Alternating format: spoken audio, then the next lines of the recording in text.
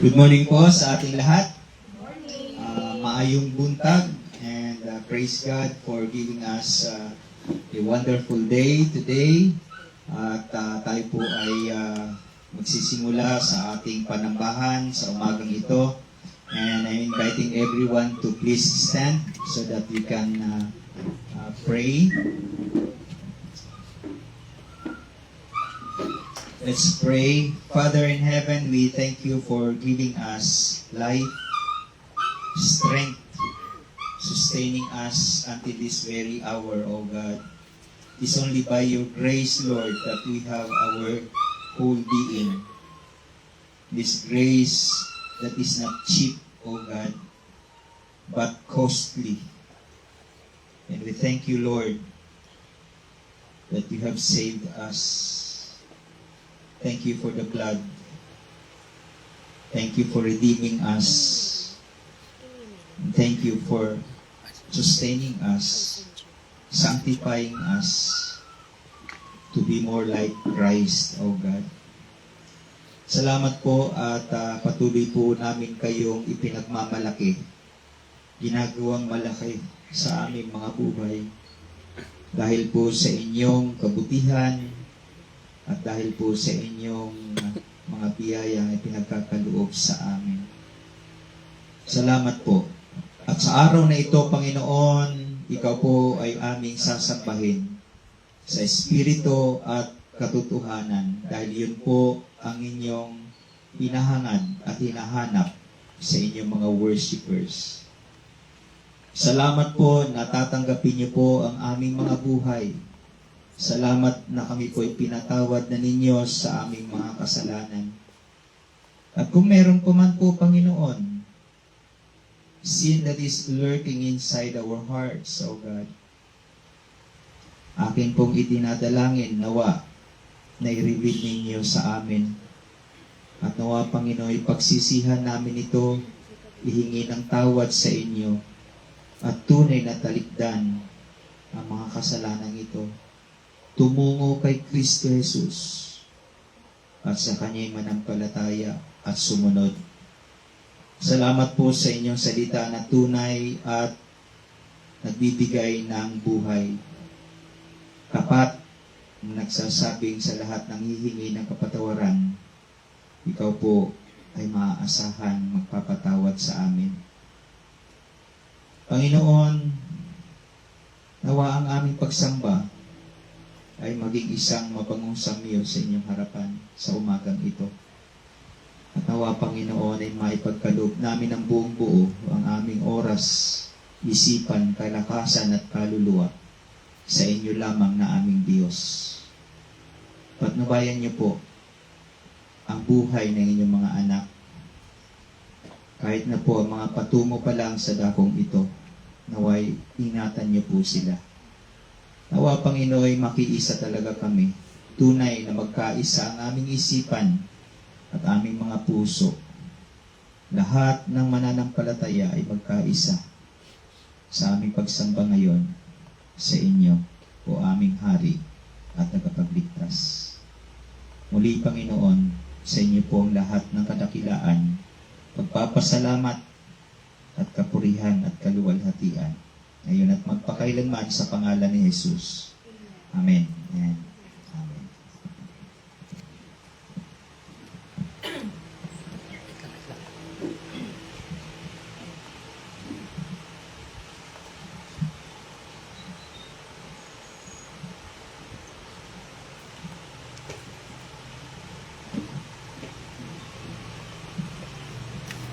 Buksan po natin ang ating mga Biblia sa Salmo,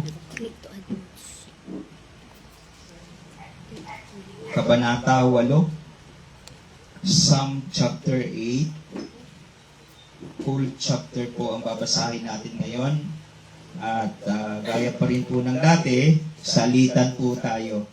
Ako po mauna, kayong susunod, at pag dating po sa last verse, sabay-sabay po natin basahin ito.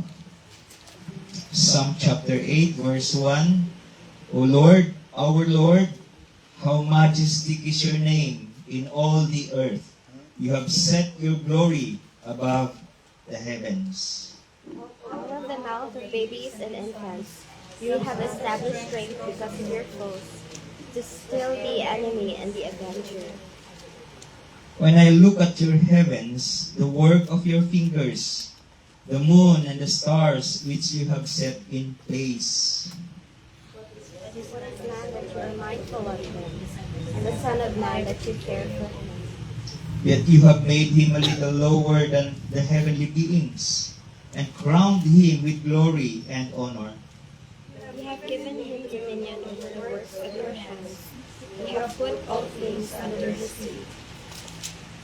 All sheep and oxen, and also the beasts of the field,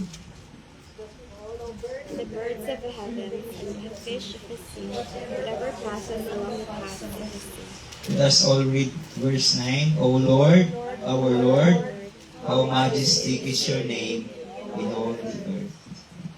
Let us prepare our hearts para po sa ating mga pag-awit sa ating Panginoong Kristo.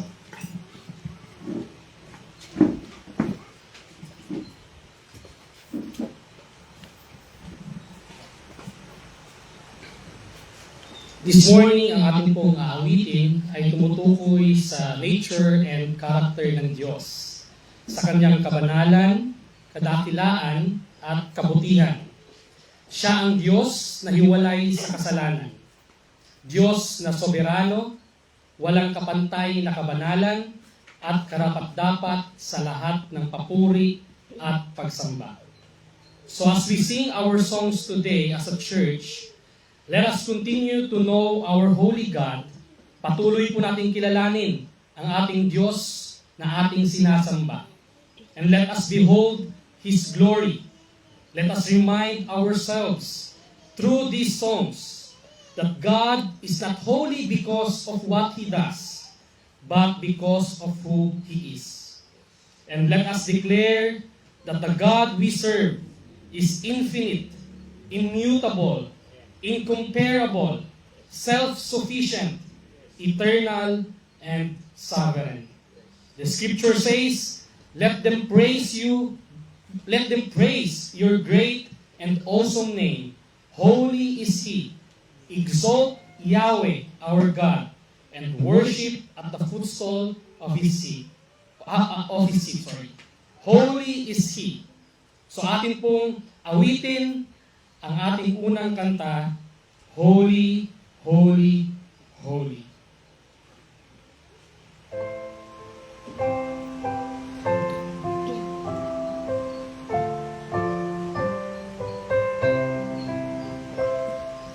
Holy, holy, holy, Lord God Almighty, early in the morning our song shall rise to Thee. Holy, holy, holy, merciful and mighty, God in three persons, blessed Trinity. Amen.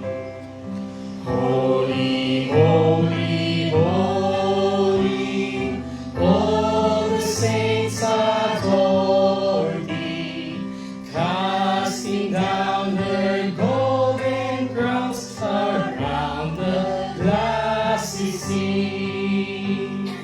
Cherubim and seraphim falling down before Thee, which word and art and evermore shall be.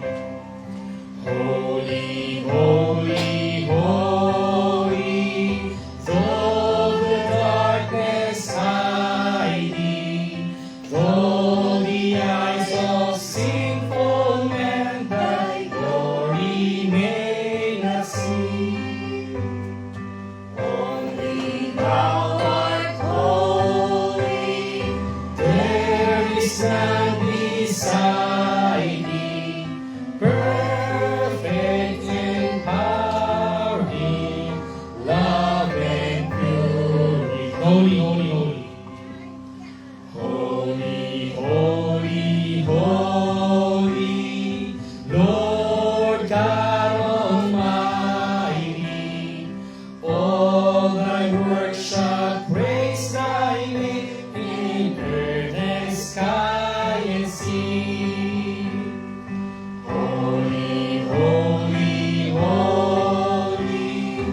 merciful and mighty, God in three persons, blessed Trinity.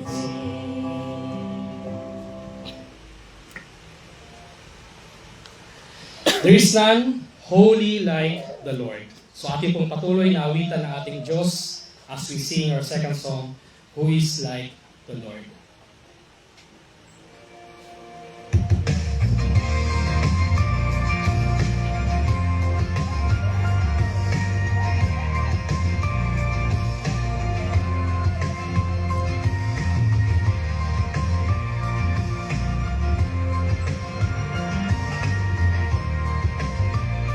Let's sing verse 1.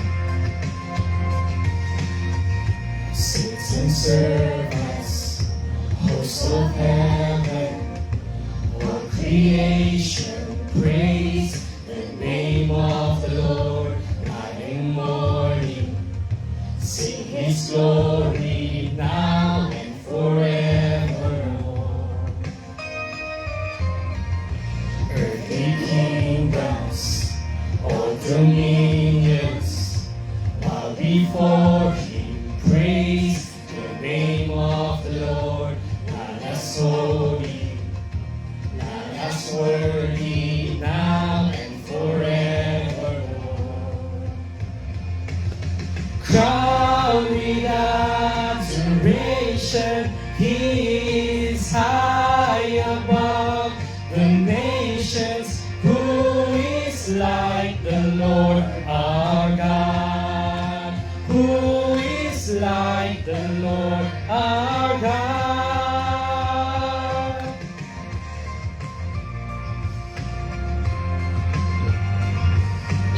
Indeed, who is like the Lord?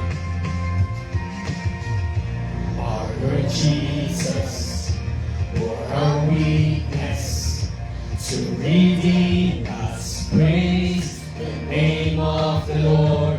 In His kindness, He will keep us now and forevermore. Crowned with adoration, He is high above the nations. Who is like the Lord our God? Yes, church, let's sing. Raised us from the ashes, He has turned our grief to gladness. Who is like the Lord our God? Who is like the Lord our God?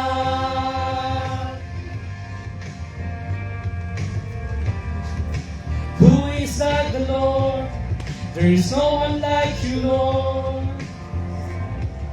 High and holy, meek and lowly, there is no one like you.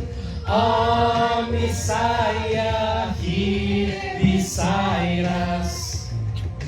There is no one like you. High and holy, meek and lowly, there is no one like you. Our Messiah, here beside us.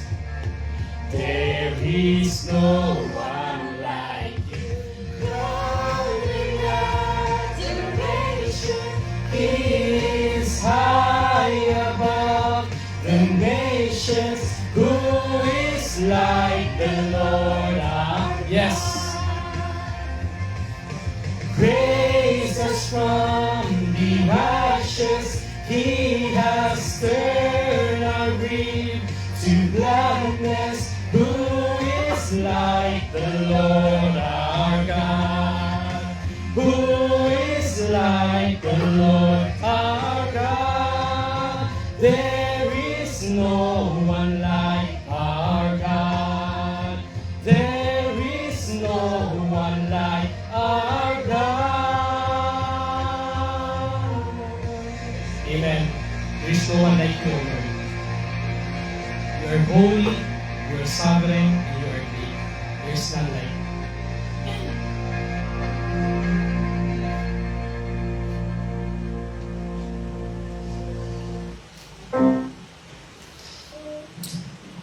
In Revelation chapter 4, verse 11, it says, "Worthy are you, our Lord and our God, to receive glory and honor and power, for you created all things, and because of your will, they existed and were created."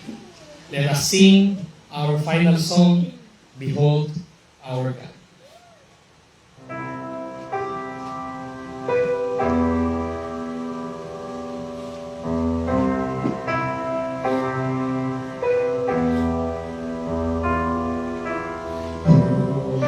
Still the ocean's in his hands, who has numbered every grain of sand. Kings and nations tremble at his voice. All creation rises to rejoice. Behold our God, seated on his throne. Come, let us adore him. Behold our King, nothing can compare. Come, let us adore him.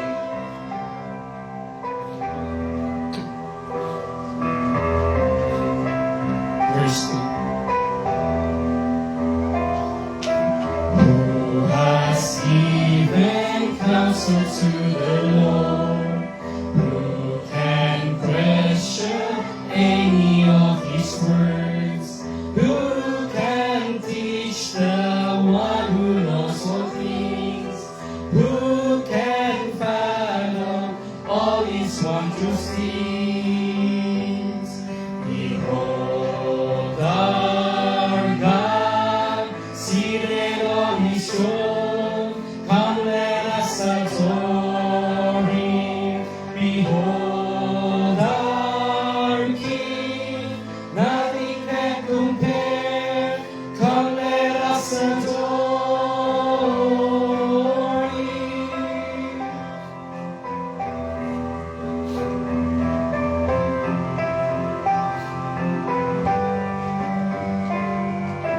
Who has filled goodness upon his hands, bearing all the guilt sinful man. God eternal, humble to the grave, Jesus Savior, risen now to reign. Behold our God. Behold our God, seated on his throne. Come, let us adore him. Behold our King, nothing can compare. Come, let us adore him.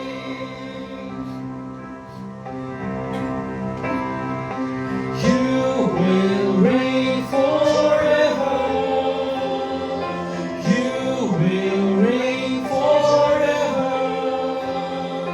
You will reign forever. You will reign forever. Behold our God, seated on his throne. Come, let us adore him. Behold our King, nothing can compare.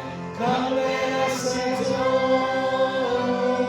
Behold our God, seated on his throne.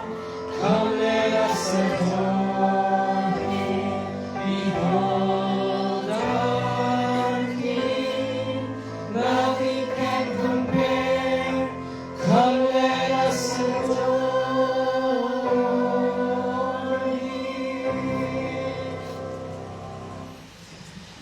Lord, thank you for this time of worship. Naway manatiling nakatuon ang aming mga puso sa iyo, and may we continue to reflect your holiness and your love. In Christ's name we pray. Amen. Let us now all be seated. Medyo mabilis na daw.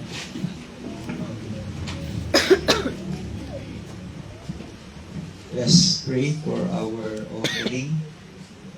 Muli kami po ay nagpapasalamat, Panginoon, na pinagkalooban niyo po kami ng panahon, pagkakataon, pribilehiyo upang ipakita ang aming pagsamba sa inyo, hindi lamang sa mga awitin, kundi pati na rin po sa aming pagbibigay. Giving is a form of worship na nagbibigay ng kaluwalhatian sa iyo. At nawa, Panginoon, makita mo ang aming mga puso na tunay, na nagagalak, na nagbibigay. At salamat, Panginoon. Ikaw po ang siyang sentro ng lahat ng ito. Ang aming pong ipinagkakaloob, ang aming ibinibigay, ang aming dinadala sa inyong paanan ay galing din po sa inyo. Kaya karapat dapat ka lamang pong purihin, pasalamatan at dakilain. Muli, Panginoon, tanggapin niyo po kami. Tanggapin niyo po ang aming mga dalang handog para sa inyo. Ito po ang aming dalangin ng mga pagpapasalamat sa aming mga puso sa pangalan ni Jesus. Amen. Let us now bring our offering.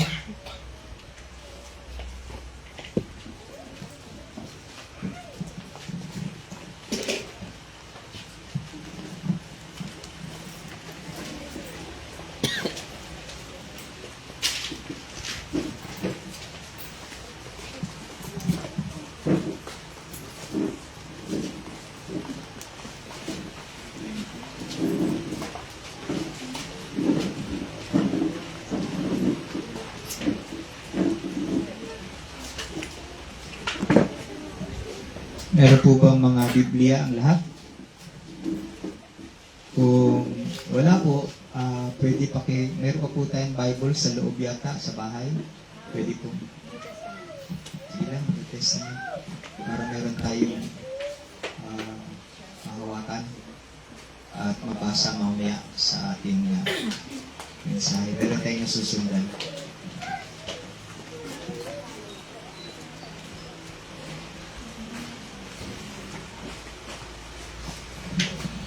Tayo po'y tumayo at pataas po natin ang ating mga Biblia, sabay-sabay na bigkasin ang ating Bible pledge. Ito ang aking Biblia. Naniniwala ako na ito ay salita ng Diyos, walang labis, walang kulang. Mamahalin ko at susundin ko ang mga ipinag-uutos dito. Sisikapin kong mamuhay sa katotohanan nito at hindi gagawin ang mga ipinagbabawal dito para sa aking tunay na kagalakan sa tulong ng banal na Espiritu tungo sa paglalahad ng Ebanghelyo ni Kristo Jesus upang maluwalhati ang aking Diyos. Amen. Manatili lang po tayong nakatayo para po sa pagpapahayag ng salita ng Diyos.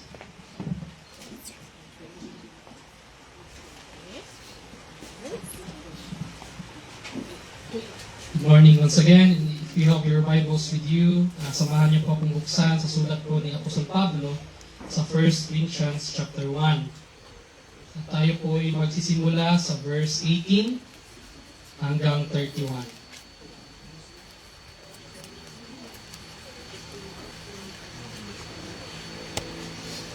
First Corinthians chapter 1 verse 18 to 31. So, paki-assist ko lang po para doon sa mga wala ko pong Biblia. So, samahan nyo lamang po akong basahin ito silently as I read this audibly.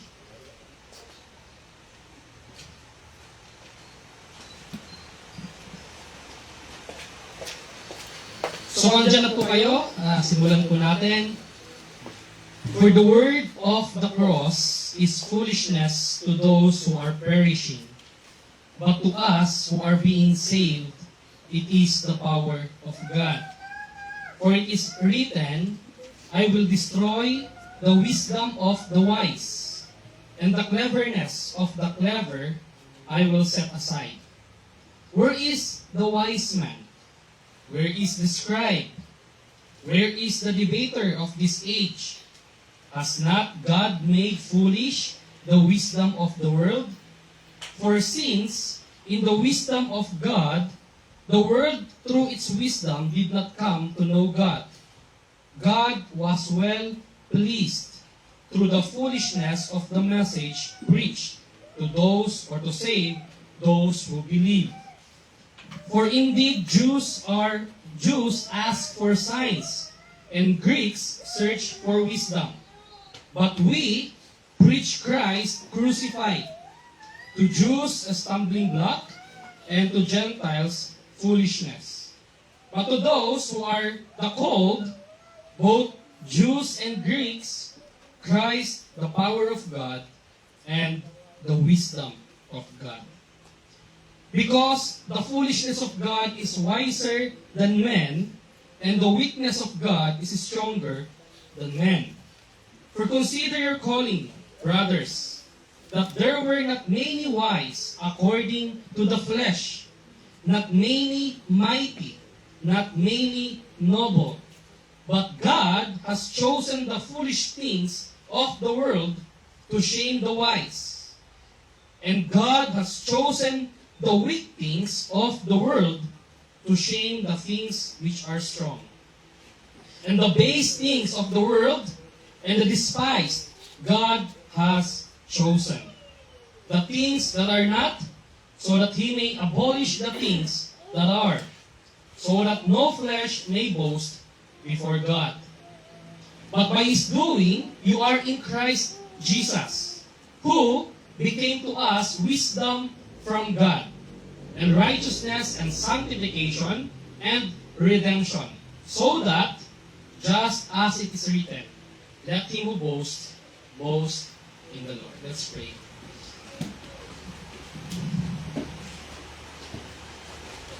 We thank you, Father, for all the blessings that you have given to us, and for this wonderful day that you gather us once again to worship you in spirit and in truth. Thank you for the cross. Thank you for our Lord Jesus Christ who died on the cross, who paid the ransom, who became the sacrifice for our sins. That's not just the petty sins, but all our sins. Thank you for your amazing grace. Thank you for your sovereignty, that you are the one who rule over this creation. Thank you for your people who are here today to sanctify us day by day through this means of grace. It is your day, Lord, and you are worthy. You are worthy to be worshipped and to be served. You are worthy of all our singing, all our listening, all our strength, all our minds, all our hearts, all our souls, and all our lives. You are worthy. And so, Lord, as we have read your word today, we are reminded once again that our boast, that our foundation, that our lives, our salvation, our regeneration, our transformation, our all in all, comes only through our Lord Jesus Christ. Lord, the Apostle Paul is very clear in his letter that we cannot and we will not save ourselves. Wala po kami may pagmamayabang, Panginoon. Kahit po sa aming mga sariling kalakasan na hindi namin kayang isintas ang aming mga sapatos without your grace. Hindi nga namin kayang gumising sa umaga without your grace. It is all by your grace. Kaya wala po kami may pagmamayabang. Kung meron man po kaming participation sa aming kaligtasan, yun ang aming mga kasalanan.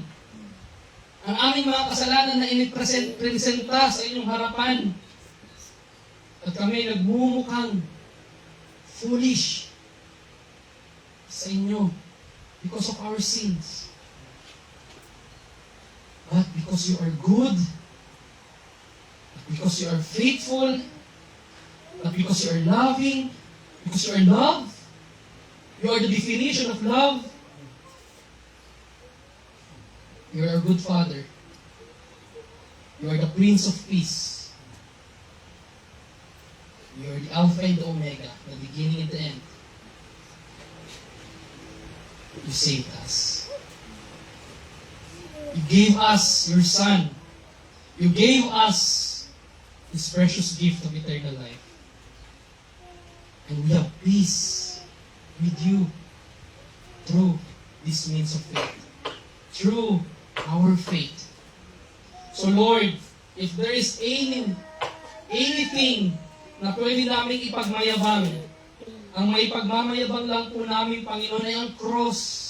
Ang cross na kung saan itinayo sa Kalbaryo at doon namatay at doon kinusipay ang aming Panginoong Hesus para po sa aming kaligtasan at sa kabayaran ng aming kasalanan.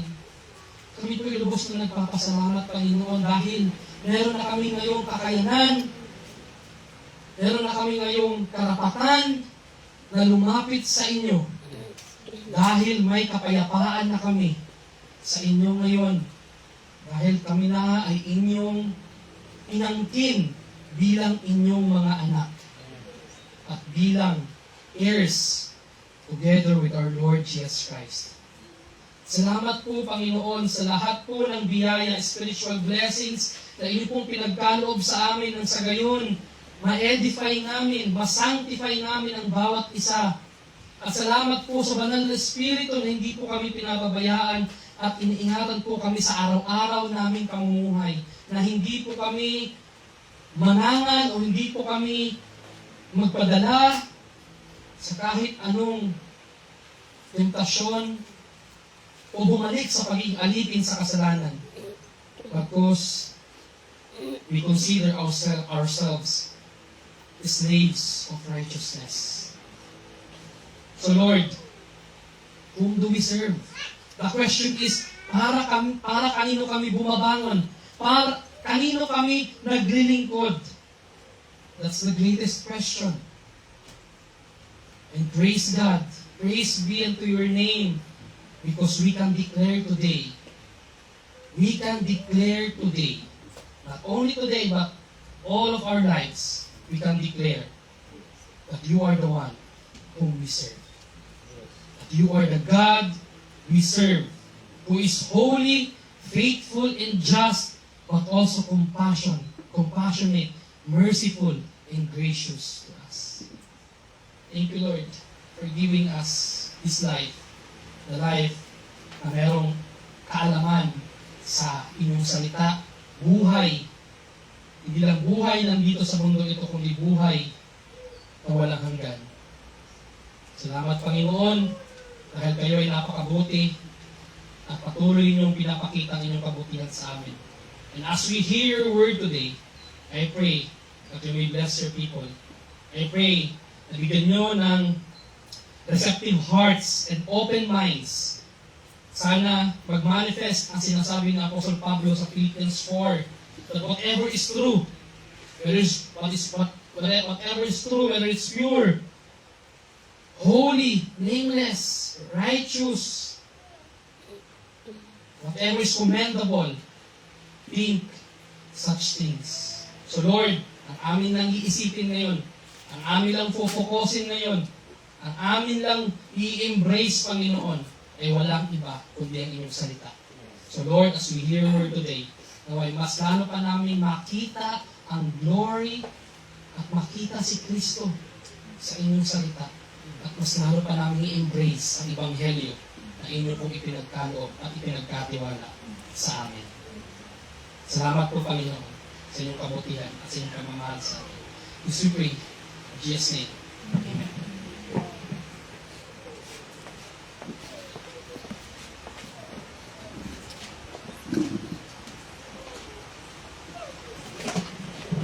Pwede na po tayong maupo.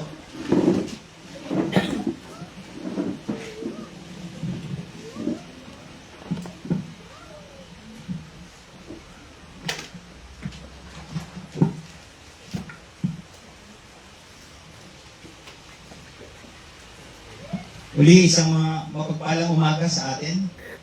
Sabihin mo yung katabi mo, mapagpalang umaga sa iyo, kapatid. Palang umaga.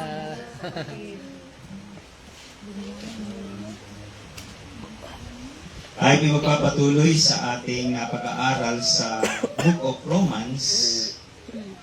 Tayo ay nasa huling bahagi na ng chapter 6. Para po sa kaalaman ng lahat, kami po ay nag-aaral sa aklat ng Romans. Tinitignan namin at sinisikap namin na matutunan napakagandang sulat na ito ni Pablo na naglalaman ng katotohanan kung sino tayong tao sa harapan ng isang banal at mapagmahal na Diyos at kung sino ang Diyos para sa atin. No? So, nawa ay magkaroon tayo ng malalim na pag-ibig, malaking pag-ibig sa salita ng Diyos. At lagi natin itong naisin na pag-aralan para ang ating buhay ay maiayon sa kalooban ng ating Panginoon at tagapagligtas. Amen. Si Kristo. Romans chapter 6 verses 19 hanggang 23 po tayo. At babasahin ko po sa English Standard Version. Sundan niyo po ako sa mga hawak ninyong Biblia. Romans 6 starting from verse 19 hanggang verse 23. I am speaking in human terms because of your natural limitations. For just as you once presented your members as slaves to impurity and to lawlessness, leading to more lawlessness, so now present your members as slaves to righteousness, leading to sanctification. For when you were slaves of sin, you were free in regard to righteousness. But what fruit were you getting at the time from the things of which you are now ashamed? For the end of those things is death. But now that you have been set free from sin and have become slaves of God, the fruit you get leads to sanctification and its end, eternal life. For the wages of sin is death, but the free gift of God is eternal life in Christ Jesus our Lord. May you hide your servant at your back, O God, nang sa gayon ikaw po ang siyang makita at ang inyo pong boses ang siyang marinig. Pagpalain niyo po ang inyong mga hinirang, Panginoon. Dalangin ko po ito sa pangalan ni Jesus. Amen. So whom do you serve? Na-remind ako doon sa isang advertisement sa TV. Para kanino ka bumabangon? No? Bumabangon ba tayo sa kape? Dahil masarap yung kape. So, para kanino ang iyong loyalty? So, ang ating pag-aaralan ngayon ay isang continuation ng ating mensahe last Sunday. Alam natin na dito sa chapter 6, merong argumento or arguments si Pablo. Sinasabi ni Pablo dito na kailangan nyo lang mamili between the two. Walang middle ground dito. Every human is a slave to a master. Whether of sin that leads to death or of obedience that leads to righteousness, according to verse 15. Before salvation, individuals were slaves of sin. Agree?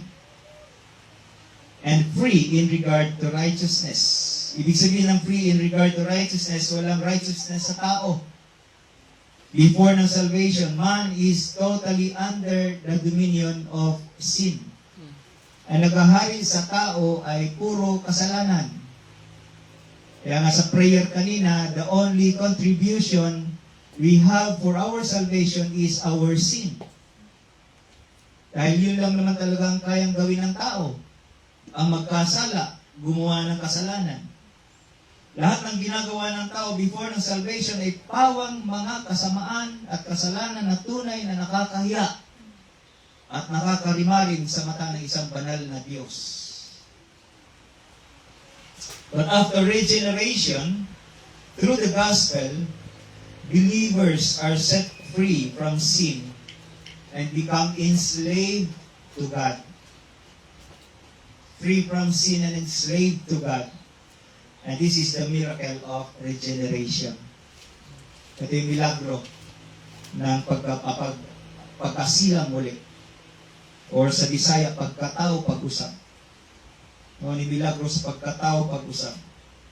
The mind, the heart, and the will are transformed and transferred to a new master. Who is that master? Jesus Christ, our Lord and Savior. And in verses 17 and 18, makikita natin yung laki ng pasasalamat ni Pablo sa Diyos dahil sa napakasaganang biyaya na kanyang ibinuhos sa lahat ng nananampalataya kay Kristo Jesus. Ang laki ng pasasalamat ni Pablo dito. Kaya kung titignan natin, sabi niya rito sa Magandang Balita, Biblia, verse 17, chapter 6, ngunit salamat sa Diyos. Sa English Standard Version, thanks be to God. But thanks be to God. Bakit? Merong but. No? But thanks be to God. Meaning, yung word na but dyan ay nagsasabi na meron before. Meron tayong nakaraan. No? Thanks be to God. But thanks be to God that you, meaning all believers, who were once slaves of sin. We were once slave of sin. Sabi niya, have become obedient from the heart to the standard of teaching to which you were committed. Dati alipin kayo ng kasalanan. Ibig sabihin, pag alipin ng kasalanan, wala tayong pakialam sa salita ng Diyos. Wala tayong pakialam sa righteousness. Wala tayong pakialam sa katuwiran, sa matuwid na bagay, sa matuwid na daan. Baliwala sa atin yon. Ngunit ngayon, sabi ni Pablo, buong puso na ninyong sinusunod ang mga aral. Ano yung aral? Yung salita ng Diyos na itinuro sa inyo. You're now beginning to obey the Word of God. The teachings na itinuro sa inyo. And then verse 18, having been set free from sin, have become slaves of righteousness. So before, we are slaves of sin. Now, we become slaves of righteousness. Mga pinalaya na sa kasalanan. Hindi ng kasalanan ang inyong master, ang inyong Panginoon, kundi ang Diyos na. You're slaves of righteousness. You're slave to Christ, doulos. Kaya dito sa verse 19, sabi ni Paul, I'm speaking in human terms. Nung tinitingnan ko ito, bakit yan nasabi ni Paul? No? Tapos niya lang ipinaliwanag from 15, 16, 17, 18, pinaliwanag niya na from sin to righteousness, ano yung sin, ano yung righteousness, ano yung result ng sin, ano yung result ng righteousness. But still here, in verse 19, sabi niya, I'm speaking in human terms because of your natural limitations. Yes, I believe, meron tayong natural na limitations. May limitations ang tao, but hindi ko maintindihan bakit sinabi pa ni Paul, I'm speaking in human terms. Ibig sabihin, dito ni Paul, when he said, I'm speaking in natural or in human terms, ibig sabihin, hindi ko kasi pwedeng ipaliwanag sa inyo sa pamamagitan ng isang supernatural or miraculous way. Kaya ito, gumagamit ako ng analogy. And the simplest analogy na ginamit ni Paul is ang master and servant analogy. No? Because of your humanness, because of the infirmities of your flesh, because you are fleshly, because you are in a body that is corruptible. And so I believe you cannot, totoo to na hindi natin kayang intindihin. Kaya napakagandang bagay na nagumamit si Pablo ng isang analogy of master and servant. And I believe, nung sinabi niya sa verse 12, sabi niya, you are in your mortal body. Meaning ng mortal body, corruptible body. At ito ang tinitira ng kaaway, yung corruptible body natin, yung ating flesh. No? Sa ating mortal body, naninirahan ang kasalanan. Nandito yung kasalanan. At kahit tayo mga Christians na, as long as nasa katawang mortal pa tayo, meron tayong struggle sa sin. The sin in the flesh. And that is why sa chapter 8, sabi ni Paul, we groan inwardly as we wait eagerly for adoption as sons, the redemption of our bodies. Meron din palang redemption of our bodies. Ano kaya ito? Para maintindihan natin, tumungo tayo sa Philippians chapter 3, verses 20 and 21. Philippians 3, 20 to 21, para maintindihan natin paano nire-redeem yung body. No? Meron din palang redemption of our bodies.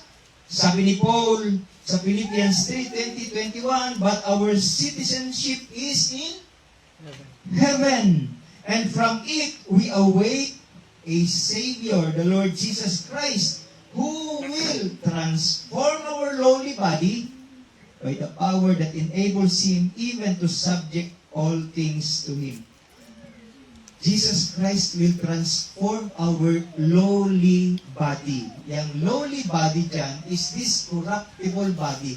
Kailangan i-redeem. Merong redemption of our bodies. Our lowly bodies. Our corruptible bodies. So we need God's Word. Because hindi natin maintindihan. Ito sinasabi ni Pablo dito sa verse 19. Sabi niya, kaya ginagamit ko ang isang simpleng pagpapaliwanag na madali ninyong maintindihan. At yan ay paggamit ng master and slave analogy. Kasi nagpatuloy sa verse 19. Tingnan niyo verse 19. After telling this, I'm using an analogy of master and servant. Sabi niya ganun, for just as you once presented, nagpatuloy siya. Sabi niya, for just as you once presented your members, meaning every part of your body as slaves to impurity, and to lawlessness, leading to more lawlessness, so now, present your members as slaves to righteousness, leading to sanctification. Tingnan nyo, pagka tayo po'y alipin ng kasalanan, ano po nangyayari? Lalong nagiging makasalanan. Huh? Lawlessness leading to more lawlessness. At dito, Sa verse 19, ipinapaalam na ni Pablo sa mga believers in Rome at pati na sa atin ngayon, na ito na ang magiging practice ninyo. This would be your practice now. Ito na ang bagong ikaw. Sabi niya, kaya start to act like new. You are new. Ito na yung bagong ikaw. Kaya ito na yung dapat mong gawin. No? Ang ganda ng sinabi ni Martin Lloyd Jones patungkol sa regeneration and acting like new. Sabi niya ganun, as you go on living the righteous life and practicing it with all your might and energy and all your time and everything else, you will find that the process that went on before, in which you went from bad to worse and became viler and viler, is entirely reversed. Na-reversed na. No? From viler to viler, this was reversed. Sabi niya, you will become cleaner and cleaner and purer and purer and holier and holier and more conformed to the image of the Son of God. That's sanctification. Kaya sa Romans 12, ito yung challenge ni Paul. I appeal to you therefore. Ito yung appeal niya. Ito yung kanyang ginahangyo, no, sa katauhan, appeal sa ato karon. I appeal to you therefore, brothers, by the mercies of God, to present your bodies as a living sacrifice, holy and acceptable to God, which is your spiritual worship. Ang katawan ang ipinipresenta. The body, sabi niya, present your bodies. Hindi ang kaluluwa, hindi na sinabing present your soul. Pero sabi ni Paul, present your bodies. Present every part of your body as a living sacrifice. Because your soul is new and regenerated na. Ang body hindi pa. Kaya ito ang ipresenta natin sa banal na Diyos at ipresenta natin na maging banal at katanggap-tanggap sa Diyos. Ipresenta natin yung ating lahat ng parte ng ating katawan as living sacrifice. Kaya hindi sinabi ni Paul na present your soul. Sinabi niya, present your bodies as a living sacrifice. Napakahirap po nito. But by the grace of God, sa grasya lamang tayo ng Diyos umaasa. Again, si Pablo, sabi niya, sa 1 Corinthians 9:27, sabi niya, I discipline my body. Hindi niya sinabing, I discipline my soul. Sabi niya, I discipline my body and make it my slave. Hindi ako ang gagawing slave ng aking katawan, kundi ang katawan ko ang gagawin kong slave. I discipline my body. No? Ganon din sa 1 Thessalonians. Puntahan natin yung 1 Thessalonians saglit para mabasa natin. 1 Thessalonians chapter 4 verse 1 to 8. Chapter 4 verse 1 to 8. Basahin ko sa Tagalog. Magandang balita, Biblia. Kaya nga, mga kapatid, isa pang bagay ang ipinapakiusap namin at ipinapayo sa inyo sa pangalan ng Panginoong Hesus. Sana'y lalo pa ninyong pagbutihin ang inyong pamumuhay ngayon. So, eto ngayon. Sana'y pagbutihin pa ninyo ang inyong mga pamumuhay ngayon. Sang-ayon sa inyong natutunan sa amin upang kayo'y maging kalugod-lugod sa Diyos. Alam naman ninyo kung ano ang mga katuruang ibinigay namin sa inyo buhat sa Panginoong Hesus.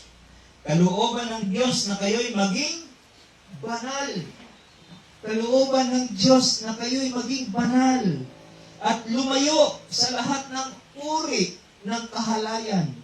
Dapat maging banal at marangal ang pakikitungo ng bawat isa sa kanyang asawa at hindi upang masunod lamang ang pagnanasa ng laman tulad ng inaasal ng mga hintil na hindi nakakakilala sa Diyos. Sa bagay na ito, huwag ninyong gawin o huwag ninyong gawan ng masama at dayain ang inyong kapatid, sapagkat paparusahan ng Panginoon ang gumagawa ng ganitong kasamaan tulad ng mahigpit naming babala sa inyo. Tayo'y, verse 7, tayo'y tinawag ng Diyos upang mamuhay sa kabanalan. Tayo'y tinawag ng Diyos na mamuhay sa kabanalan, hindi sa kahalayan. In verse 8, kaya ang sino mang humamak sa aral na ito ay humahamak hindi sa tao, kundi sa Diyos na siyang nagkakaloob sa atin ng kanyang Espiritu. Kita nyo na? That is the reason why we have to present every part of our bodies ngayon as slaves to righteousness. Ang tanong, kaya ba? Technically, kaya. Practically, hindi. Bakit? Laging sumisingit yung ating fallen nature. Laging nakikialam ang fallen nature. Ngunit gagawin natin ito, mga kapatid. Gagawin at ipagpapatuloy natin gagawin hanggang sa makarating tayo sa finish line. That's sanctification. Hagiasmos in Greek meaning holiness. And holiness is like perfection. Then again, in verses 20 to 22, tingnan natin, makikita natin muli yung comparison ng dalawang slaves na ito.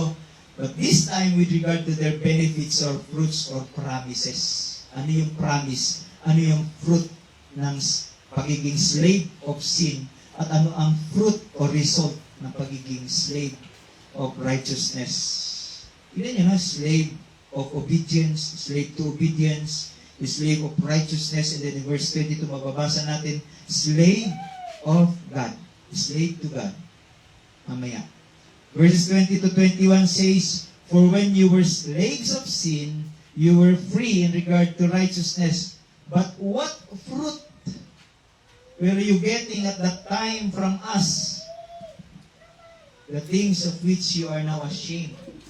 For the end of those things is death. Ano daw yung bunga na makukuha natin sa pagiging alipin ng kasalanan? Kung sa may bunga na atong, kung sa resulta sa imong pagka-ulipon sa sala. Sa Tagalog, noong alipin pa kayo ng kasalanan, wala kayong pakialam sa matuwid na pamumuhay. Ano nga ba ang napala ninyo? Sabi niya sa dati ninyong pamumuhay na ikinahihiya na ninyo ngayon. Sipin mo yun. Kapag ka pala binago na ng Diyos yung buhay ng isang tao, at kung babalikan niya yung kanyang lumang buhay, alam niyo ba anong nangyayari? Naaalala niya yun at nahihiya siya. Ikinahihiya niya. No? Ano nga ba napala ninyo, sabi niya, sa dati ninyong pamumuhay?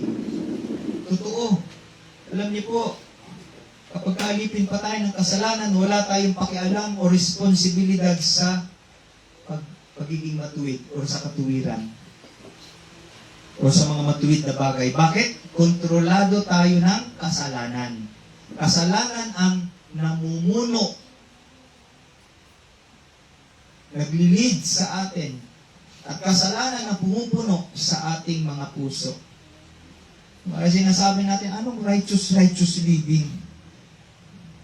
Diba? Kung sa man ang righteous living, ay mabuhi ko ako'y bahala sa akong kinabuhi. I am the master of my soul. I am the master of myself and the captain of my soul. Ano yung ginaingon? Yan sinasabi natin. Ngunit pansinin ninyo, tingnan ninyo yung mga unbelievers. Maraming mga unbelievers akala nila sila'y matuwid ng mga tao. Bakit? Kinukonsidera nila yung kanilang sarili na mabuting tao. Kanilang rason or standard dahil gumagawa sila na mabuti. Wala silang inaapakang tao. Yun yung kanilang standard, yung kanilang basis of being righteous.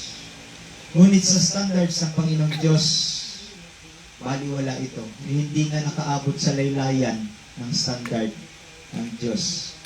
Yung kanilang standard o yung standard ng tao. Kaya sa Philippians chapter 3 verses 7 to 8, ito sinasabi ni Paul, pinapahalagahan ko noon ang mga ito. Ano yun? Referring to verse 6, religion, yung kanyang Jewish religion. Pinapahalagan ko ito noon, sabi niya. Pero ngayon, itinuturing ko nito, walang halaga. Dahil kay Kristo. At hindi lang yon, para sa akin, ang lahat ng bagay ay walang halaga kung ihahambing sa pagkakakilala ko kay Kristo Jesus na aking Panginoon. Sipin niya, si Pablo, walang halaga sa kanya lahat ng bagay in comparison to knowing His Lord and Savior Jesus Christ. Yun yung gusto niyang ipaabot sa atin at gawin sa atin. Ano ba mas mahalaga sa iyo? Yun na nga, para kanino ka bumabangon? Kasi pag, sa umaga, pag bumangon ka maaga, alam mo kung sino yung pinagsisilbihan mo kaagad. Kung dire-diretso kang bumangon and then kumain, pinagsisilbihan mo yung iyong tiyan. Yung belly. As Christian, as believer of Christ, pagbangon natin, sino ang unang pagsisilbihan? Ang Diyos. Paano ang pagsisilbihan ng Diyos? Papasalamat tayo. Sabi kanina sa prayer, kahit na yung ating pagmulat ng mata sa paggising, hindi natin yung kaya. It is all by means of grace. Grasya lang din sa Ginoo. Na nakamata taganiha. Ug naatagaron din ni. Nagapaminaw sa iyahang tulong. Ito yung sinasabi ni Paul, baliwala sa akin ang lahat kung ihahambing sa pagkakakilala ko kay Kristo Jesus na aking Panginoon. Alam niyo yung salitang walang halaga, baliwala, alam niyo po yung sa English, sabi niya rubbish. Rubbish, sa NIV, sa ESV, gano'n din yata. Sa LSB, yun din yung ginamit, rubbish. And then, ang isa pang ibig sabihin ng rubbish, garbage, worthless. Sa King James Version, dung. It's a dung thing. Sa ibang version, filth. Sa Tagalog, walang kabuluhan. Sa Bisaya, ako ang alam ni, walay kwenta. Tama? Walay kwenta. Tanan ni mga butang, dinian ni kalibutan, wala ni kwenta kung i-compare na to, i-compare na to. Diha kang Kristo Jesus, kung may nagluwas ka na to. Kaya ang mga tao walang Kristo Jesus, hindi kinikilala si Kristo bilang Diyos, ay walang pakialam sa righteousness dahil hindi nila kayang gawin o hindi nila ito kayang tuparin. Dahil dito sa mata ng Diyos, tanging mga nakakayang bagay lamang ang kaya nilang ipamuhay. Foolish things, sabi ng Bible. Binasa kanita sa ating scripture reading sa 1 Corinthians. Foolish things. Pero dito sa Psalm 14 verse 1, sabi pa niya, the fool says in his heart, there is no God. At dahil inisip niya, walang Diyos, ano ginagawa niya? They are corrupt. They do abominable deeds. There is none who does good. Kasi para sa isang foolish na tao, walang Diyos. Para sa isang unbeliever, walang Diyos. Para sa kanya, may Diyos si Kristo Jesus. And then in 1 Corinthians chapter 3 verse 19, for the wisdom of this world is foolishness in God's sight.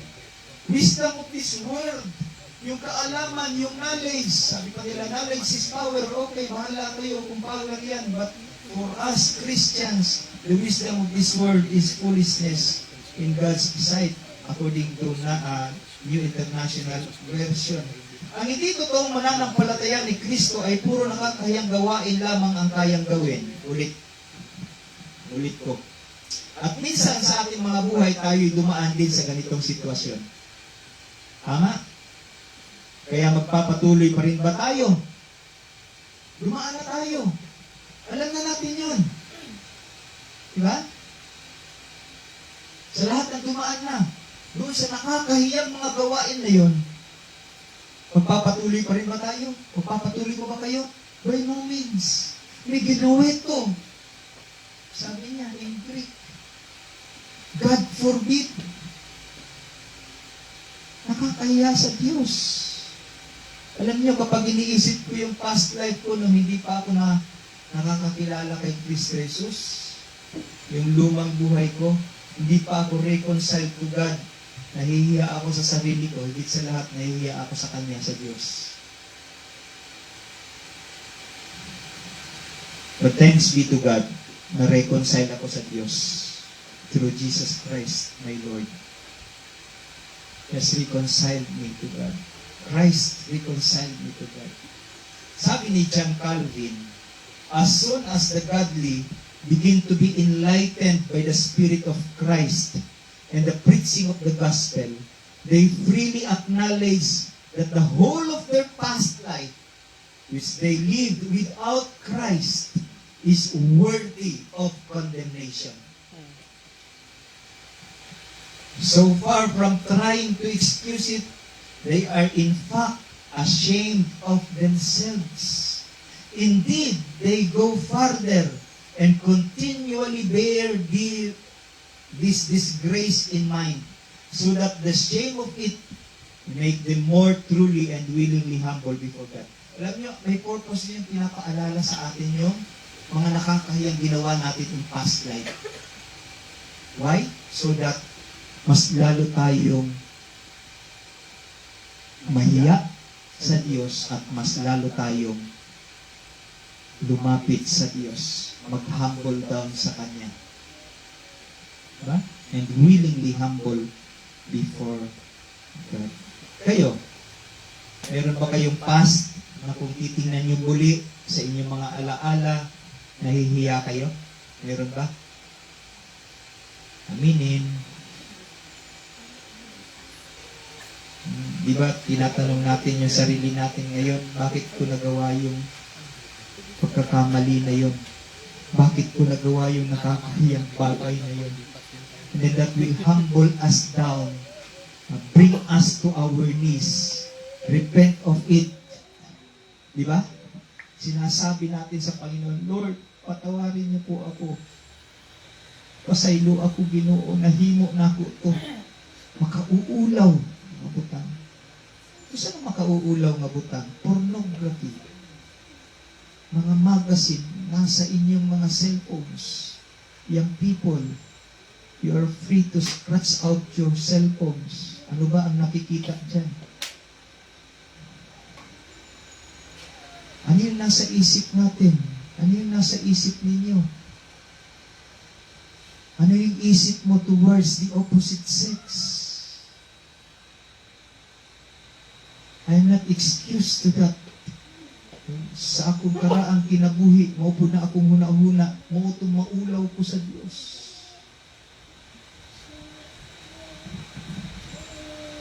Nakakahiya yung mga kasalanan natin.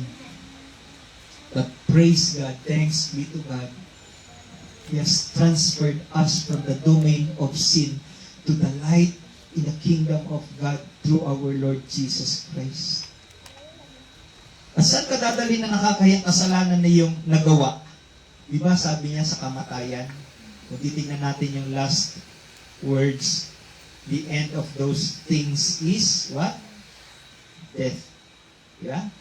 Sabi niya? The end of those things is death. Sa verse 21. Now, kaya wala nang halaga ang mga bagay na nagpapasaya sa iyo noon. Diba? Masaya tayo sa barkada natin noon. Masaya tayo sa inuman. I'm speaking in behalf of men. Young people dito, young men. No, masaya tayo. Kasama natin yung barkada. Inuman dito, inuman doon. Lakwat sa dito, lakwat sa doon. Istokwa dito, istokwa doon.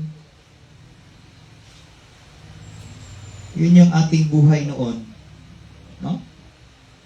Pero ngayon, na binago na tayo ng Diyos, yung mga nagpapasaya sa atin noon, baliwala na ngayon.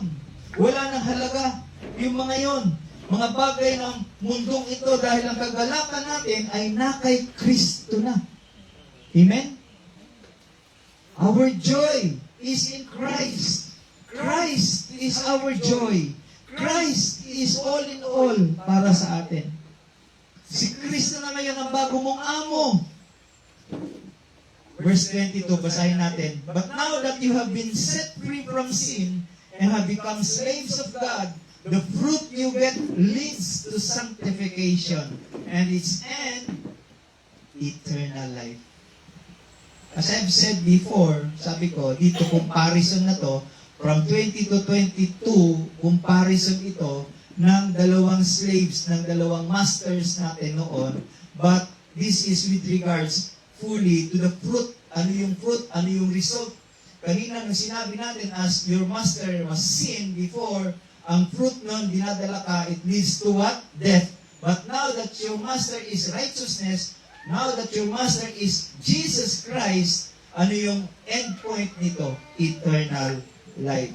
Sa salvation po natin, hindi lamang po tayo pinalaya ng Diyos sa pamamagitan ni Kristo Jesus sa penalty ng kasalanan, kundi pati sa pagkakaalipin natin sa kasalanan, pinalaya niya tayo. Amen. Hindi lang penalty, yung bayad. Bayad sa sala, kamatayon. Hindi lang yun. But the tyranny, yung pagiging alipin mo sa kasalanan, pinalaya ka ni Kristo doon. Hindi niya lang binayaran, hindi ka lang niya niredeem, hindi ka lang niya gilukat. But even redeem you from the tyranny of that master sin na matagal na nag-alipin sa iyo.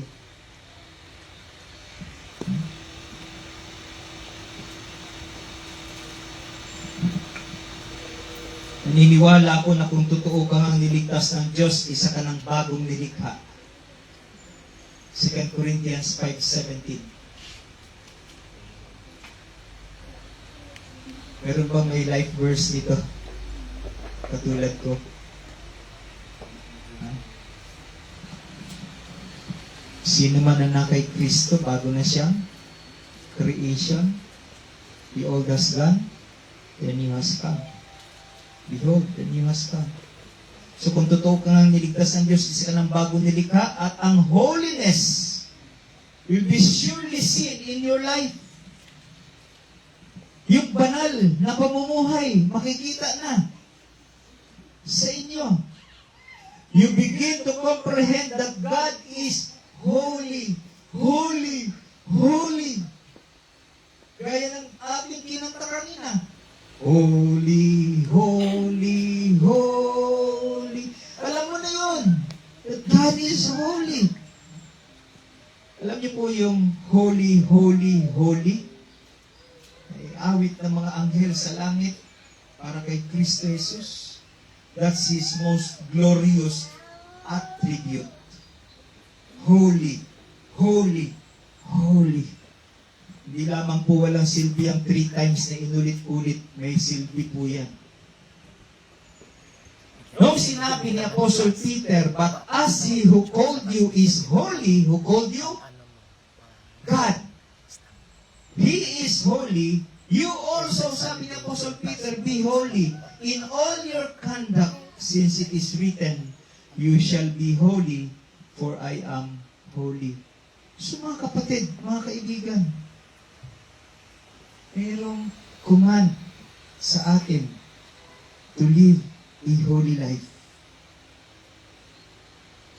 Hindi po tayo ang master ng sarili natin. Meron tayong master. At sinasabi niya, be holy, be sanctified, be set apart.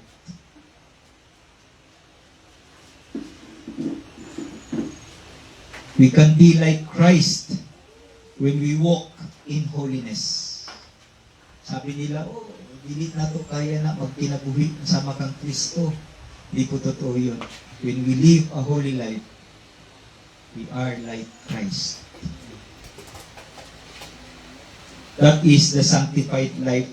At ang dulot nito'y kabanalan at buhay na walang hanggan, sabi ng ang salita ng Diyos. At huwag ka, hindi lang ito basta-bastang life forever. I would like to emphasize this one. Yung eternal life po, binanggit din po yan sa prayer kanina. Yung eternal life po ay hindi basta-basta. Listen to this. Hindi magiging importante ang buhay na walang hanggan kung ito ay pumapatungkol lang sa quantity. Hindi siya magiging hindi tayo masyado magagalak doon.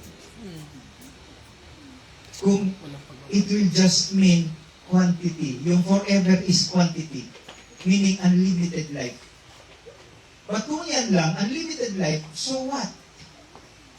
Anong gagawin ko? So what I mean here, mga kapatid, mga kaibigan, higit pa sa quantity ang ibig ipaalam ng salita ng Diyos sa atin. It's the quality of the eternal life that He will give to those who believe in Christ Jesus. Amen. The quality of eternal life.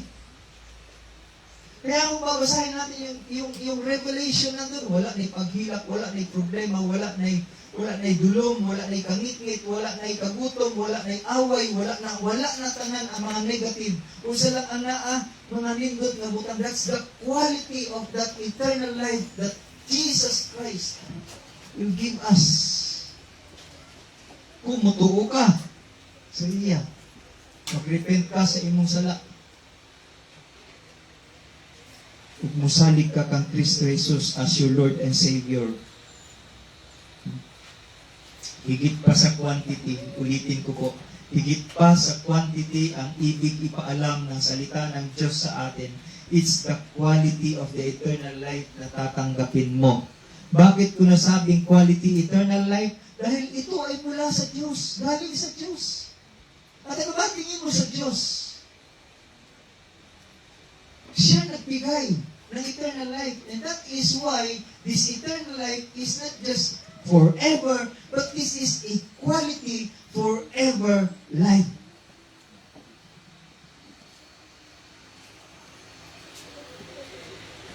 Hindi ka ba masaya dito? Ha? Saint?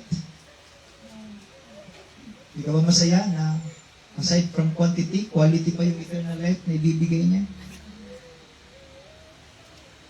Dapat magsaya tayo dito.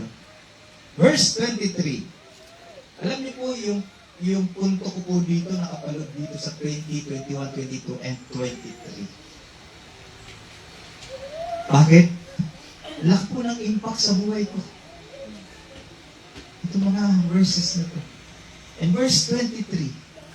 Ano sabi ng verse 23? For the wages of sin is death.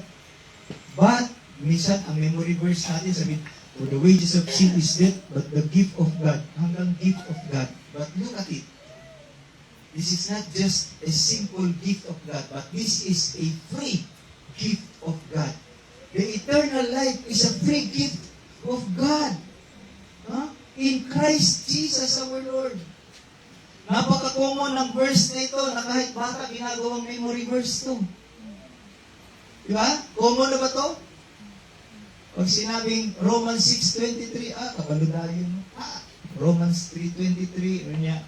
Equals Romans 6:23. For all have sinned, mura ba natin mathematical equation diri. Romans 3:23, Romans 1 verse 18 plus Romans 3:23 equals Romans 6:23. Parang ganun eh. So mga memorize natin ng mga verses yun. Alam niyo, common. Noon, baka lang parehas tayo ng iniisip. Baka lang nasa isip, parehas tayo. Noon, simple lang yung pagkakaintindi ko sa verse na ito. Ang bayad ng kasalanan, kamatayan, regalo ng Diyos, buhay na walang hanggan. Simple. Ganun lang. Pagkakaintindi ko, may pagkasalanan ginawa ko, bayad yan, kamatayan. Pero ang Diyos, ang regalo niya ay, sa akin, ay buhay na walang hanggan. Ganun lang kasimple. Mababaw lang yung pakahulugan natin sa verse na ito. But alam nyo ba? Alam nyo ba na ito ay isa sa mga absolutes? Pag sinabing absolute, yung mga bagay na ganap, tiyak, hindi mapag-aalinlangan, lubos, unquestionable, unconditional, complete, total, full. Lahat na nandun. Binigyan ko isa-isa, ano ba ibig sabihin nito? Absolute na to. Sa Tagalog at saka sa English. Kaya dito sa verse 23, may dalawang absolutes tayong makikita. Ibig sabihin, may dalawang katotohanan na hindi mapag-aalinlanganan. Hindi ka mag-aalinlangan, dili ka magduda, ani ang kamaturan. Meaning, pag iyon ako, dili ka magduda, sure, Jud ni. This is the truth. This is complete. This is total, unquestionable, unconditional. So, unang absolute na makikita natin sa verse 23. Ano? Ang sabi niya, for the wages of sin is death. Unquestionable yan. Unconditional yan. Pag gumawa ka ng kasalanan, kamatayan ang kabayaran. Dahil makasalanan ka, mamamatay ka. Dahil yun yung bayad sa kasalanan, kamatayan. Spiritual death is earned. Ito yung makatarungan at makatuwiran, tingnan niyo yung pagkakaano ha, makatarungan at makatuwiran na kabayaran ng isang buhay na ipinagamit mo sa kasamaan at kalikuan at kamalian. At ang buhay na ito ay totally hiwalay sa Diyos. Sigurading gagawin ito ng Diyos dahil siya'y matuwid. Ano gagawin niya? Yung kamatayan. Yun yung compensation. Yun yung bayad. Tuto pa rin ng Diyos to. Because God is a just God. That He must punish sin. And of course, the sinner, paparusahan niya rin. Kapag hindi ito tinupad ng Diyos, magiging unjust siya. But the truth is, God is just. Hindi mababago yan. He is immutable. God does not change. Pag sinabi niya, tutuparin niya. Kaya nung sinabi niya, for the wages of sin is death, totoo yun. Kaya sa mga nakikinig ngayon, try to examine yourself now. Are you living in sin? You're living in sin, please. Repent. Repent. Nakikuran niyo yung kasalanan na yan. Nakakahiya yan. Pagdating ng panahon, mahihiya ka sa Diyos. Haharap ka sa Diyos. It is appointed unto man who wants to die after that judgment. Inighuman sa atong kinabuhi, dinhi, mamatay ta, matuman ta dayon. Diha sa Diyos nga balaan. Ug kung dili ka nag-repent, sa imong sala, ug namatay ka, makauulaw. Maulaw mangganit ta karon, di ba? Nakakahiya na nga ngayon, buhay tayo. Naaalala lang natin yung mga kasalanan natin in the past. Nahiya na tayo, how much more? Nandun ka na sa harapan ng isang perfect, holy God. Just God.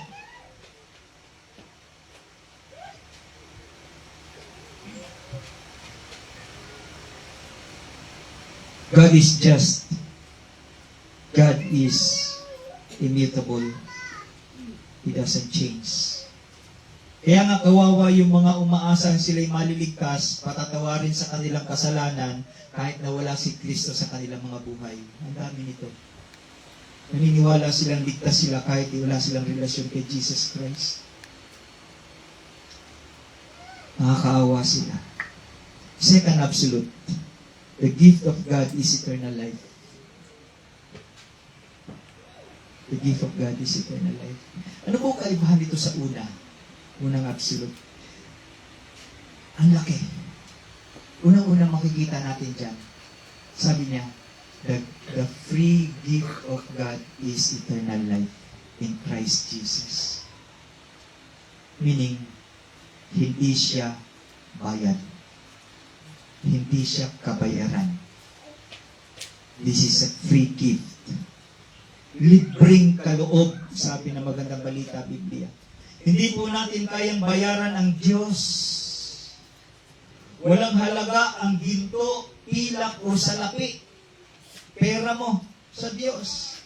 Hindi rin naman sa atin yung ginto, pilak, at salapi. Sa atin ba yun? Sabi niyo, sa akin to. Kung nagtrabaho nito, akin tong pera na to.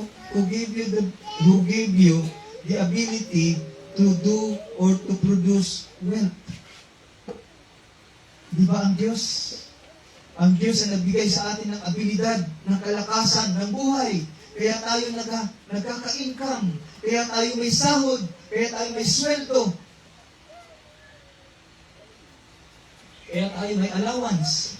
Siya nagbibigay sa atin ng kaalaman paano mag-produce ng wealth. So hindi sa atin yung mga ginto, yung pilak at pera. Hindi sa atin yung kalakasan. Kasi yung mga kalakasan at karunungan upang makaproduce ng wealth. Hindi sa atin ang lahat. Ang lahat ay sa Diyos. Hindi natin kayang pagtrabahuan ng eternal life. Hindi mo kayang pagtrabahuan yung eternal life. Ni ang ating religiosity o ang ating mabubuting gawa ay walang magagawa. Yung ating mga mabubuting gawa ay walang magagawa. Wala tayong magagawa para sa eternal life. Period. It's a free gift. Mukha nga siyang redundant na di ba? Free na, gift pa. Tignan niyo kung gaano ka napakasagana ng biyaya ng Diyos. Free na, gift pa.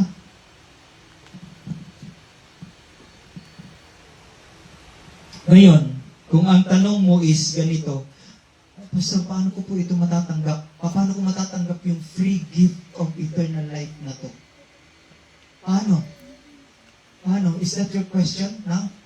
Paano tatanggapin ang free gift of life, of eternal life na ito? Tingnan nyo anong kasunod doon. The free gift of God is eternal life in Christ Jesus. Acts chapter 4 verse 12. Wala pong ibang pangalan ipinagkaloob ang langit para sa ikaliligtas ng tao. It is only the name of Christ Jesus. It is only by Jesus na tayo maliligtas. Si Jesus Christ lang makakapagbigay sa atin ng buhay na walang hanggan. Sa John 1:4, itong sabi, in Him, in Christ, was life. Then sa chapter 5, verse 26, sabi niya, for as the Father has life in Himself, so He has granted the Son also to have life in Himself. And then John 14, verse 6, sa John pa lang to ha, hindi pa ako lumalabas. John 14:6, Jesus said, I am the way, the truth, and the life. In John 11:25, Jesus said, I am the resurrection and the life. Ang dami pang patunay na si Kristo Jesus lamang ang buhay at siya makakapagbigay sa atin ng buhay na walang hanggan. So brothers and sisters in Christ, yun pong unang kalahati ng chapter 6 ay nagturo sa atin na tayo na kay Kristo dahil tayo namatay na kasama ni Kristo, inilibing kasama ni Kristo at nabuhay muli sa pamamagitan ni Kristo Jesus. We are in Christ.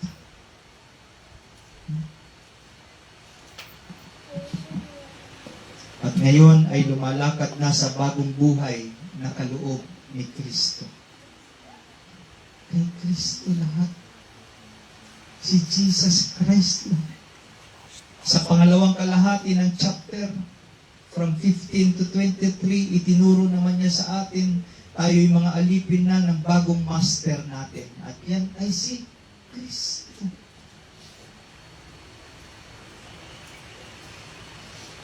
Kay Jesus Christ. Isa itong patunay ng ating salvation, kagaya ng sabi ko kanina, hindi lamang basta-basta. Ang grace na nagligtas sa atin ay hindi cheap grace. And speaking of cheap grace, ang ganda ng sinabi dito ng isang German theologian and writer na si Dietrich Bonhoeffer. Kilala niyo si Dietrich Bonhoeffer? Na-meet niyo na siya? Hindi talaga natin siya ma-meet kasi 18th century pa siya eh. Sabi ni Dietrich Bonhoeffer, cheap grace means the justification of the sinner who departs from sin and from whom sin departs.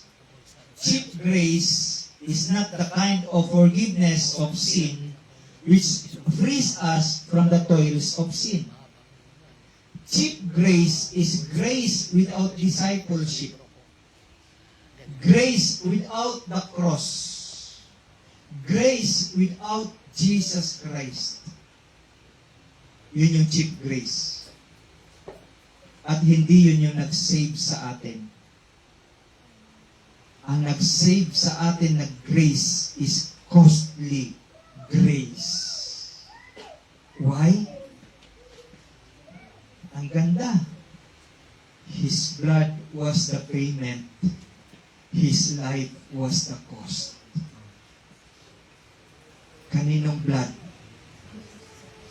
Kaninong life? Costly grace ang nag-save sa atin. Tanging ang anak ng Diyos lamang ang makakapagbayad ng halaga ng ating kaligtasan. Si Jesus Christ lang makakapagbayad ng halaga ng ating kaligtasan. Is that cheap grace? No. Why? Because it is God who paid for our sin. Ang Diyos. Ang Diyos. Ganda ng kanta ng His blood was the payment, His life was the cost.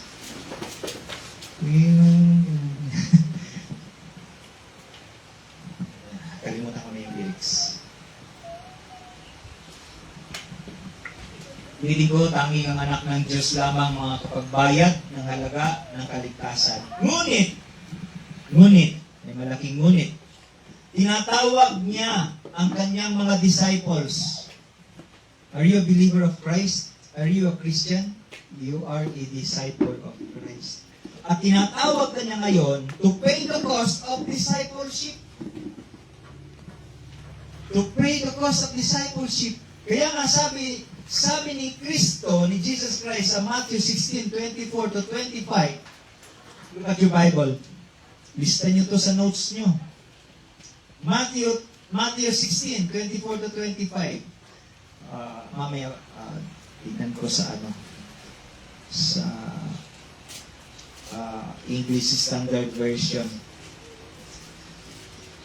Matthew 16:24 and 25. Sa English Standard Version, nandiyan na kayo?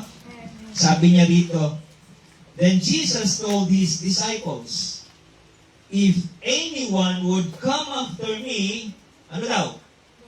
Let him deny himself and take up his cross and follow me. 25. For whoever would save his life will lose it. But whoever loses his life for my sake will find it. Sa magandang balita, Biblia, ang salita ng Diyos, ganito yung pagkakasabi. Gusto kong ulitin sa Tagalog para meron din tayong 16. Sabi niya ang salita ng Diyos, ang sino mang gustong sumunod sa akin ay hindi dapat inuuna ang sarili at dapat handa siyang humarap kahit sa kamatayan alang-alang sa pagsunod niya sa akin. Sapagkat ang taong naghahangad magligtas ng kanyang buhay ay mawawalan nito. Ngunit ang taong nagnanais mag-alay ng kanyang buhay alang-alang sa akin ay magkakaroon ng buhay na walang hanggan. Alam niyo po, habang binabasa ko ito, iniisip ko yung mga persecuted Christians, missionaries, pastors sa ibang bansa, sa mga communist countries, sa mga bansa na mayroong mga hindi inaalaw yung Christianity, hindi inaalaw yung salita ng Diyos, yung Bible. Alam niyo, ito po sila. Ganito po yung pagsunod nila. How about us? Nandito tayo sa isang free country. Paano tayo magsilbi sa Diyos na kinikilala natin Diyos? Paano tayo magsilbi sa Diyos na nagligtas sa atin, nagbigay sa atin ng kalakasan, ng buhay, ng pamilya, ng trabaho, ng Diyos na nagbigay sa atin ng kagalakan, ng Diyos na nagbigay sa atin ng kaligtasan? Paano ka nagsisilbi sa Kanya?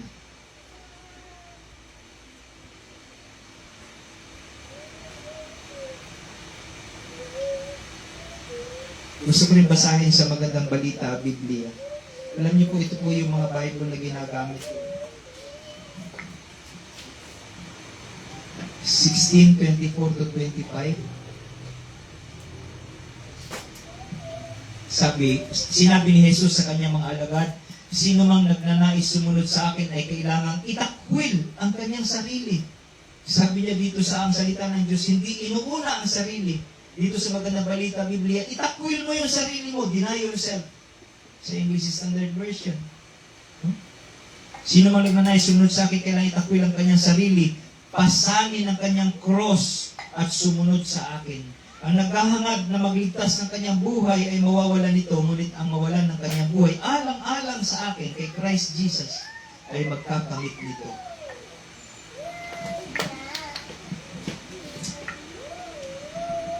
Ang Panginoong Hesus ay hindi naghahanap. Pakinggan niyo to. Ang Panginoong Hesus ay hindi naghahanap ng mga taong idadagdag lang siya sa kanilang mga buhay. Kung add-on lang si Jesus Christ sa buhay mo, hindi ka niya kailangan. Alam niyo yung add-on? Add-on na lang. Maraming Christians ganyan. Add ko si Christ sa buhay ko para at least maganda yung buhay ko. Add ko na lang siya, add-on na siya. Hindi po siya naghahanap ng ganong Christians. At lalong hindi siya naghahanap ng mga taong ang gusto lang ay panlabas na reformasyon. Outside or outward reformation. Ang hinahanap ni Jesus Christ, reform pati ang puso. Reform pati ang attitude. Reform ang pagkatao. Yun yung kanyang hinahanap. When we come to Jesus Christ, He's calling us from sin to holiness. From sin to holiness. At maliban dito mga kapatid at mga kaibigan, wala nang ibang paraan. Tanging paraan si Kristo Jesus lamang, mabuhay ng may kabanalan. Lord, salamat po sa inyong salita. Thank you, Lord God. Salamat na kami ay pinalaya mo mula sa kasalanan. Nawa ay tunay naming naintindihan ang inyong mensahe sa amin sa araw na ito. At kung hindi man po namin ito binibigyan ng mabigat na pagpapahalaga sa aming mga buhay, kung ito po'y binabaliwala lang namin, Panginoon, patawarin niyo po kami. Patawarin niyo po kami. Salamat po na kami pinaaalalahanan ninyo. Na kami ay mga alipin na ng righteousness. Alipin na ng Diyos. Alipin niyo na kami. Ibig sabihin, malaya na mula sa kasalanan. And we thank you. We bless you for this, O God. Nawa ay tunay naming magampanan ang aming posisyon ngayon. At huwag nang balikan ang kasalanan na nagdadala lamang sa amin ng kahihiyan at kamatayan. Pagkus gawin namin ang iyong kalooban na nagdudulot ng katuwiran at buhay na walang hanggan. At kung meron man po sa amin dito ngayon, wala pang totoong relasyon kay Kristo Jesus, nawa ay lumapit siya sa inyong trono ng awa at biyaya. Humingi ng tawad at talikuran ang kasalanan at sumampalataya kay Kristo as kanyang Lord and Savior. Nawa ay kumilos ka sa bawat pusong nandirito ngayon, Banal na Espiritu,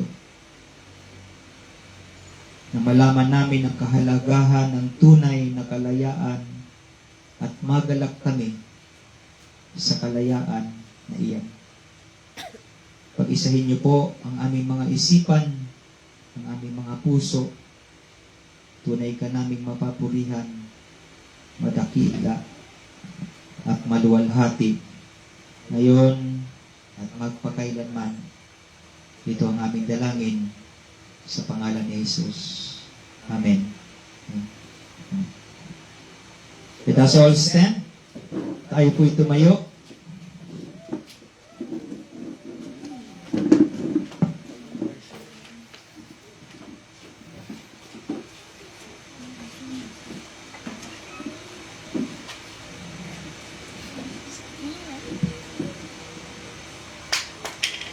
Pataas po natin ang ating mga kamay